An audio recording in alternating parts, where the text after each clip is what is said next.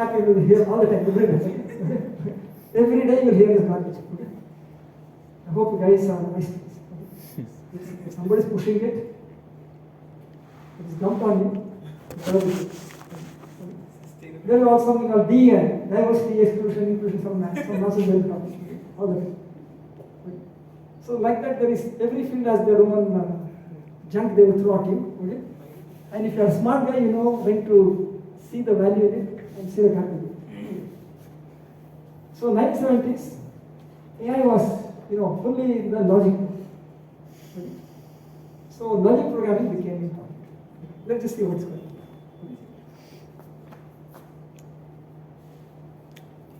So you write a program like this. This is a declaration. E1 Z. Z is 0. Okay? Let's take 0 and Z as what? 0. E1 S is successor. So what is it saying? If S is, if you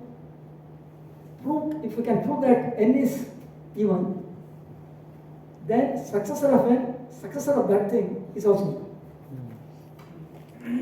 Okay? Is that clear? You are expressing a property. So again, let's see, what is it guy saying? It's saying 0 is E1. And what is this guy saying? In case you want to show the property that N is E1, see if you can figure out, something now. Successor. Okay. If you want to prove that something like this is E1, go and check the evenness of something you have, do the predecessor of predecessor, equal to that. Right? And this is only rules for even, nothing else is there. Okay? So you can write it like this. Okay? You can think of it as a single rule, first rule. You can think in logic terms. There is no antecedent. Antecedent is what? What is to be true before you can say something? Non-antecedent. Okay? It means that without anything being said, I can always say that 0 is equal. This is an axiom. Basically, it's an axiom. What's an axiom? You don't have it doesn't depend on anything else. So it's first level axiom. So that's why even 0 is an axiom, rule number. You know what we did all rule-based systems, right? This is an example of a rule-based system at the logic level. And what is this one saying?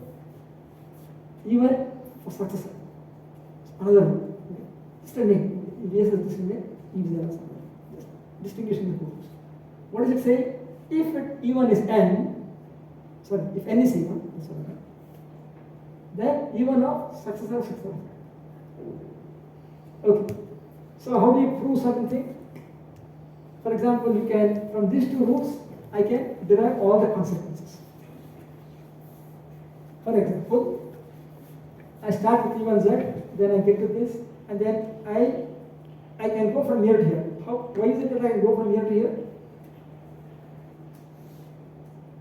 Successor, two successor. Yeah, how? Which rule am I applying?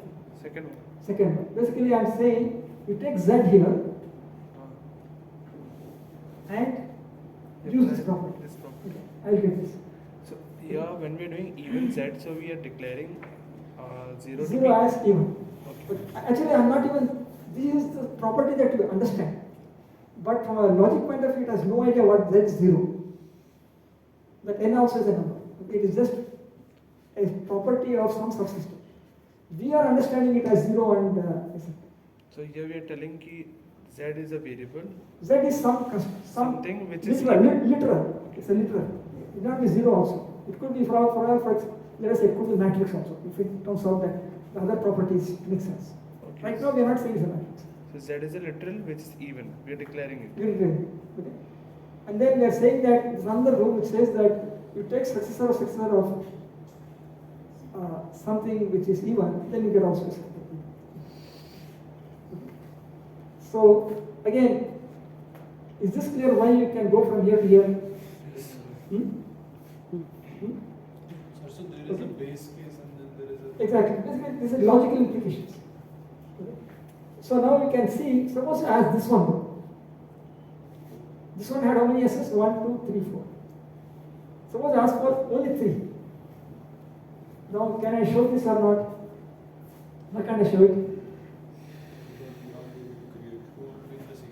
Because the only thing that you can do with this is that there are 2 into k s's. Okay, that's the only properties you can show. Any number that you get, that's your 2k times k can be 0, k can be 1, 2, 3, etc. So it essentially turns out that you can never ever, using those rows, ever come this side. This particular thing you can never achieve. It's not possible. Okay. So in this kind of systems, you have an issue, right? So I'm not able to prove something. Can I assume that the negation of that thing is true? No, Okay. Why can't? because we don't know that. You know, this is a good answer, especially when you have uncomputable solutions. What did I say? Certain things cannot be. If there are, what are the statement I used to make in the past? There are problems for which they are not decided, right? So that's why, for example, I can formulate even collapse as, you know, the collapse problem, right? I can write certain things also, right? Can I write collapse on this way? The collapse problem. What is collapse problem? Whether it will come to 0 or not, 2n plus 3n plus 3n minus 1 or something, or Yes, yes. 6n minus 1. Yeah, if it is 3n plus 1, you divide by 2. Now, first of all, if it is even, you divide by 2. If it's not even, you go 3n plus 1. Right? That also you will do it. I'm not telling you it's straightforward easy, but it can be done. And teacher will do it. Now I ask a question. Is this valid for all n, right? Let's say I'm able to express it. Then it can be for any particular n, but you can't say for anything, right? So can we assume that because I could not prove for certain things, that is true? Okay, that's the question. So oftentimes negation, so I put it ulta, I said failure is negation. So what is the right word? Failure is negation, right? Or negation is failure. Failure Huh? Failure having negation. The decision is not correct, right? I put it wrong here. Negation has failure. So that also, if I fail, I negate what I am giving you the negation property as a thing to be is holding.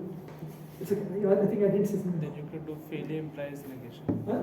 Failure implies negation. Yeah, basically there is this issue about in logic and other areas, there is issue whether not of not is same as not of P is same as P. Now, in most cases it is, if P is finite, if in a sense, okay, just take it as a high level idea. If P is something which is computable in some sense, it means something in a sense, right? It's not like collapse kind of things, right? Then not P typically is P. But if P is something like collapse kind of thing, I can't say not P is P. Okay. So that those kind of issues you can see it here also. Okay. So essentially what you can prove are the things that you can systematically use these rules to derive all the consequences. Anything that you cannot derive the consequences, you don't know what it is. You know what the truth of it is. Okay. So in the last reason failure to prove this does not imply negative failures. So Yeah, basically if you cannot prove something, it may be that I am not capable of proving because I am limited in my computational understanding, or the logic in which I am using is not good enough. Okay. So the question is, just because I am not able to prove it doesn't mean that something is this way or that. It may be just the fact of my incapacity or the logic formula which is incapacity, whatever. Okay. It could be any one of those things. Okay. So It turns out in logic programming there is something called unification. There are 4 things that are there. I'm not sure I have time to go through. I'll just explain 2 of these things. I'll probably handle that. And then we'll be done. Basically, it turns out if you want to prove certain properties, right, you might need something called unification. Again, substitution is very important. Why is this important? We will take a example. Okay, we'll take this one. Okay. Again, this is I'm using the model that is there in our tradition, Indian tradition.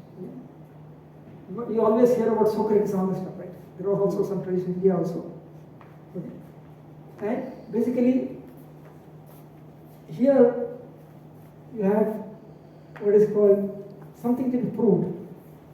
Okay.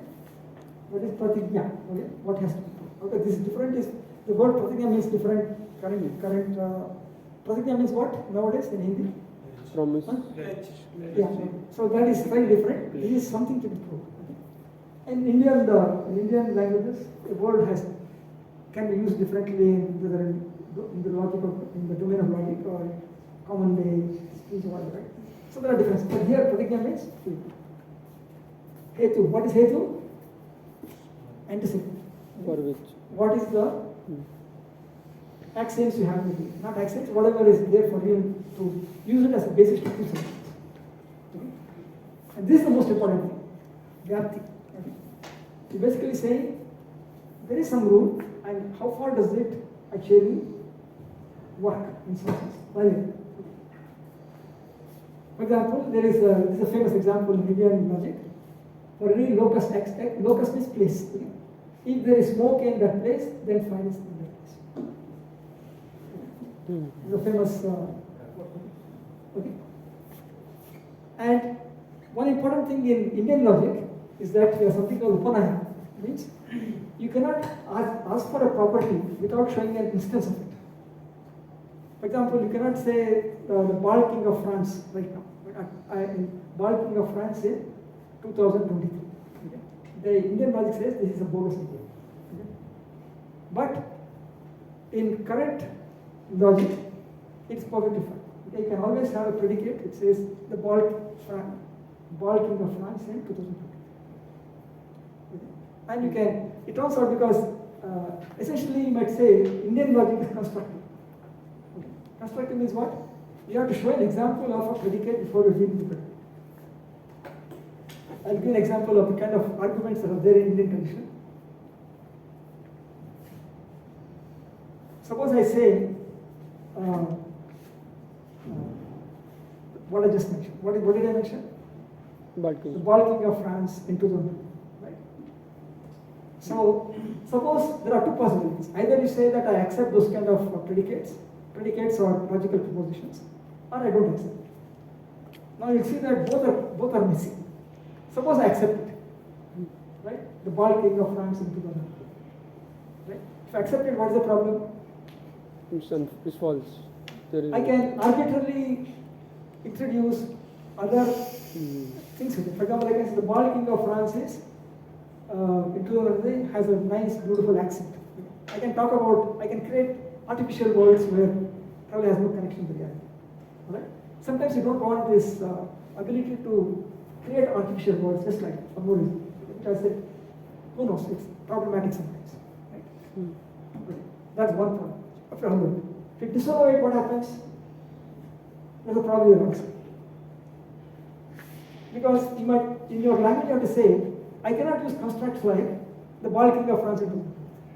But that itself is using it. You understand what I'm saying? Huh? Okay.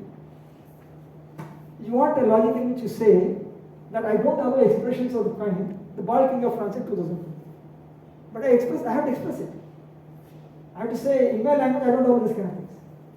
I don't allow students with 3 legs. I have to say it. Right? The minute I say I don't allow students with 3 legs, I said it there. Right? So there are problems whether you accept it or not accept it. You understand what I'm saying? Now, what's happening here is that in Indian logic, you always say that if you say something is there, you better give me an example. It is more like constructive model. In a non-constructive model, you can posit the thing and not worry whether it is there or not. You can work with phi. Phi means empty, right? Empty stuff you can work with in current logic. In Western logic, phi is completely okay. Current mathematical logic, phi is completely fine. It's not, it will not be constructive. You can posit a predicate and keep working with the predicate and without any issues. So you don't have to have a constructive model. That is why, for example, there is a whole branch of mathematics called Cantor arithmetic, right? Infinities and all this stuff, right? You are smiling. What is the story there? Huh? The earlier slide, it is more like in the logic natural proof Huh? writing, right? What? Logic natural proof writing, right? Mm. So, when you say gate or something, you mean do you mean like rules of inference or something? Yeah, basically we are talking about this is the rule of inference in Indian logic. So then you have a conclusion. Okay. Now the thing is, anyway, I just wanted to show that. So essentially, what is happening is that there is a thing called resolution procedure by which you derive things. Okay, this is coming from AI, the current the 1960s, 1970s AI. It's called resolution theorem. Okay, this is 1970s. Okay. Of course, this was implicitly done in the Indian tradition, most of the traditions at that time, earlier. But now this has become mechanically built. How do you do it? Essentially, suppose you have the following, right? You are given these two things. For all x, p of x, p of x. Something similar to this. Right? And you are given p of it. What comes out of it is the question. Okay? Basically, you can pose questions, right? Is it true that p of it? Suppose somebody says, I give you this factors, this and this.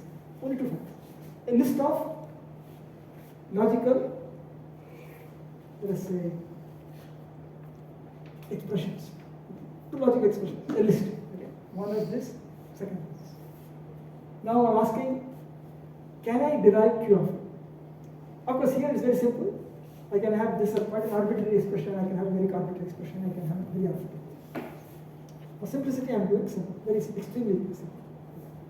So, if you have this kind of stuff, it turns out there is a resolution procedure which basically removes for all x. Okay? Essentially, it's assumed that when, right, there is an implicit universal quantifier. This is called a universal quantifier. Right? What is a quantifier? It's x. It says it's true for all x. Like in colloids, right, you have to say it's true for all numbers, right? That is a quantifier. Okay? So if you drop this, you can write the expression as if it's only p of x goes to p of x, assuming that there is, in these things, there is an implicit universal quantifier in p of x. Okay. Now what you have to do next, you look at the expression, you do what's called unification. You look at, see, you can see that if there is, these two things have to give you something, this and this have interaction, because this is the only thing that I can sort of use to produce something else. There is a p of a here and there is p of x, right? If only these two things interact, there is something you can produce. So this, because this one fact here is another fact. Right? Two facts are true.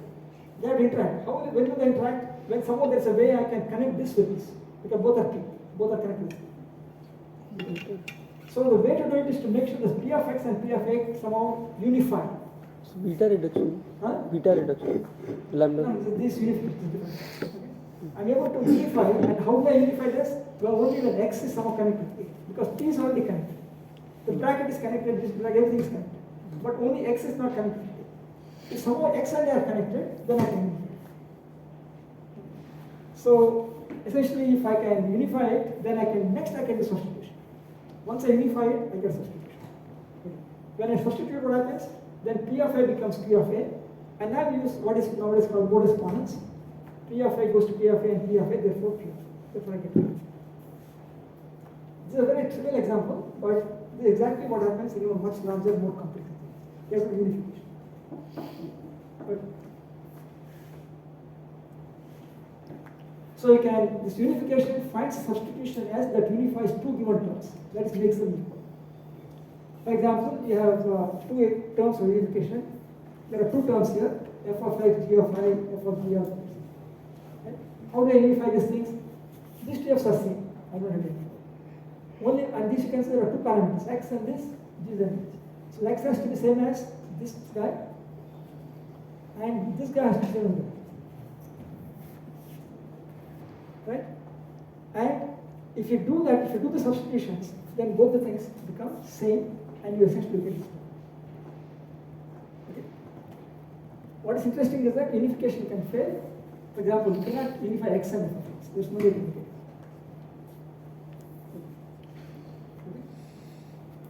And it turns out, like in number calculus, I could show halting problem, etc. It turns out this unification also has a penalty.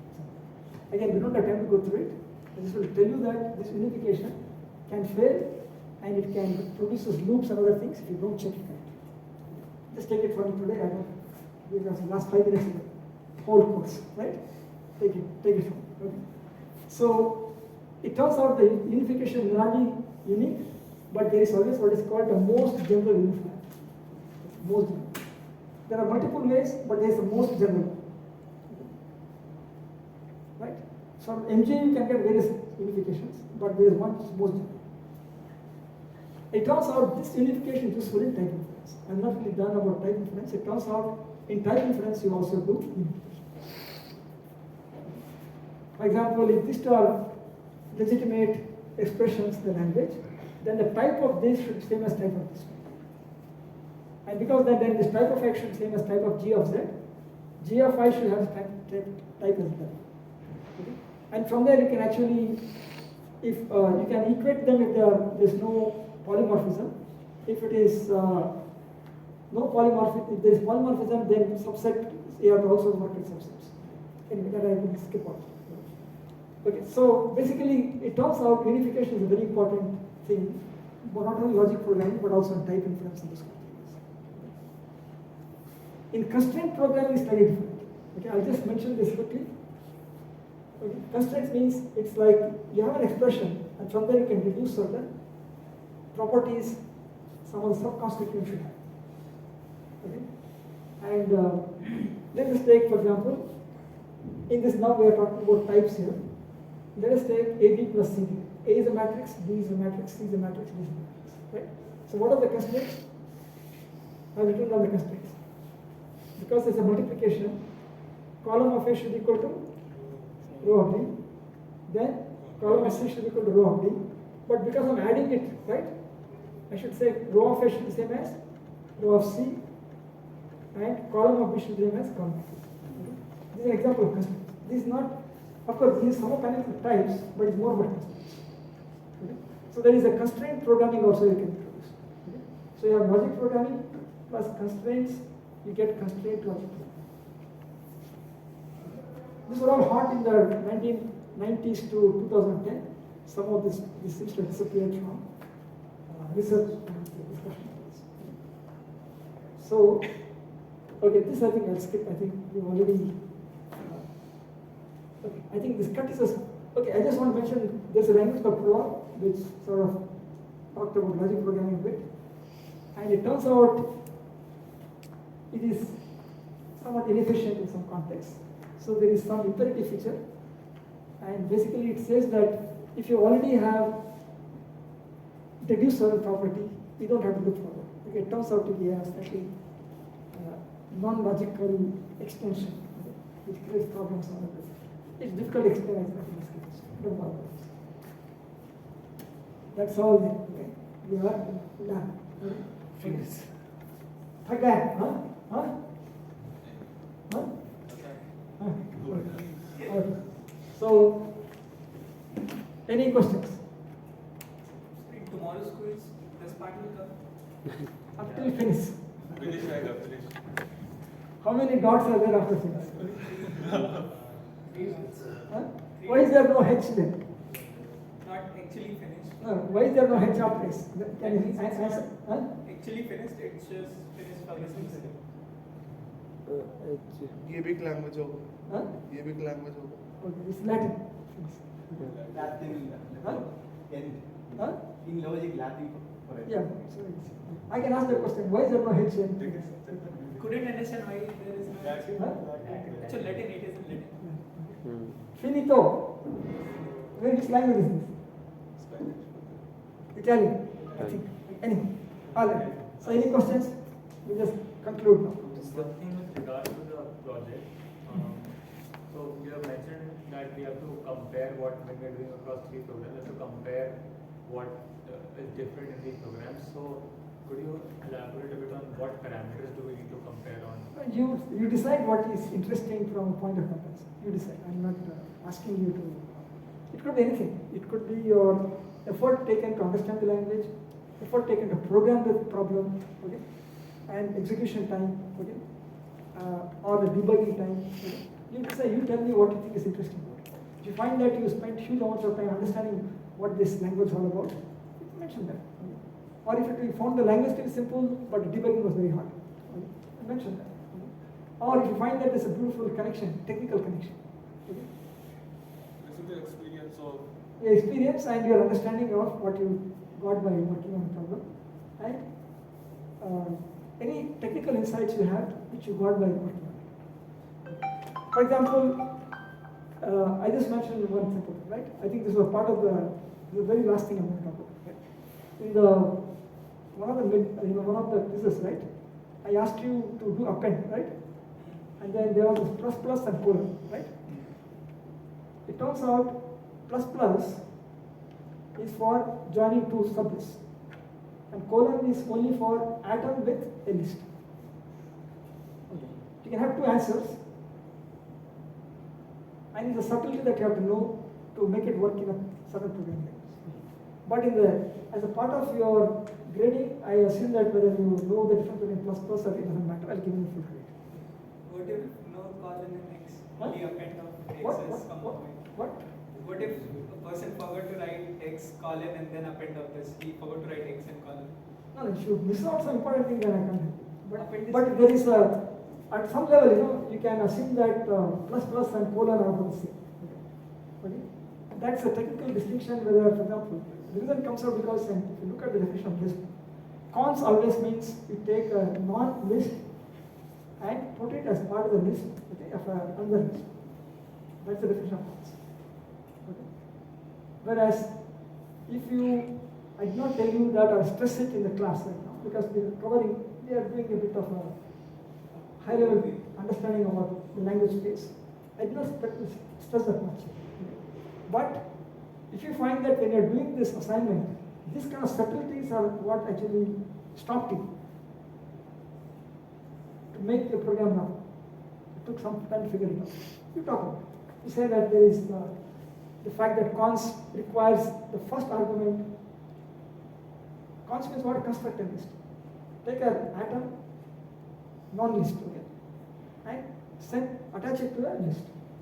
And then together we get another list. But the first parameter has to be an atom, not a list. Of course, it can be a list, but interpreted as an atom. That's a possibility. So basically, you can have the following.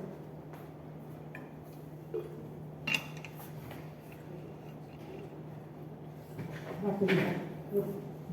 What do you have?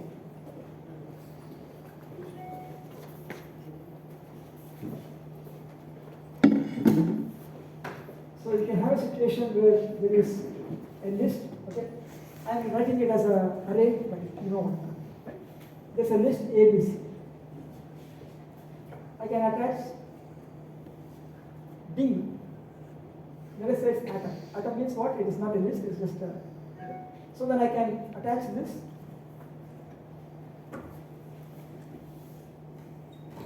Right? This is basically cons. When you say plus plus, it can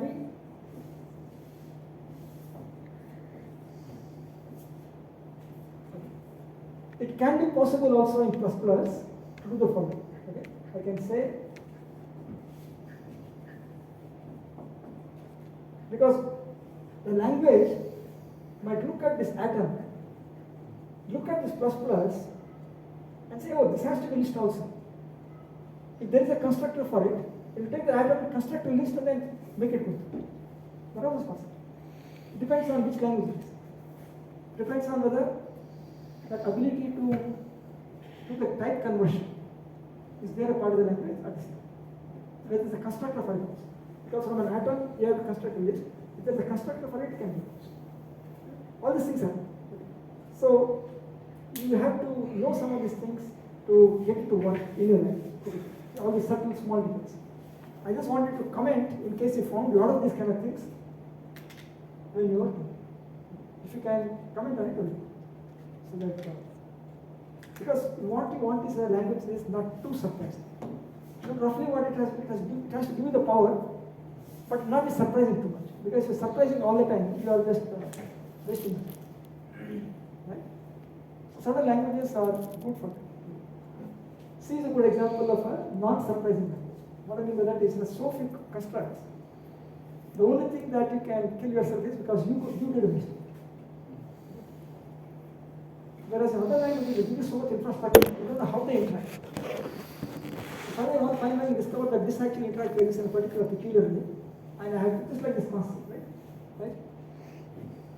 I have to understand all the interactions, and then before it takes some effort. All right. Anything else? Last words? खत्म? हाँ? हो गया, विमुक्त हो गया, मुक्ति मिल गया, exam बचा है Final example. What? Final example. Final exam. Oh, final exam is still there. Endure the final exam. So easy So बना next semester will you be teaching any course? Huh? Next semester are you going to teach any course? We'll see. You don't want it, right? You don't want it. It's not like that. Huh? Huh? It's not like that. You want to run away from it as fast as possible. At the speed of, what is it? Escape velocity. Okay, we are done. Okay, bye.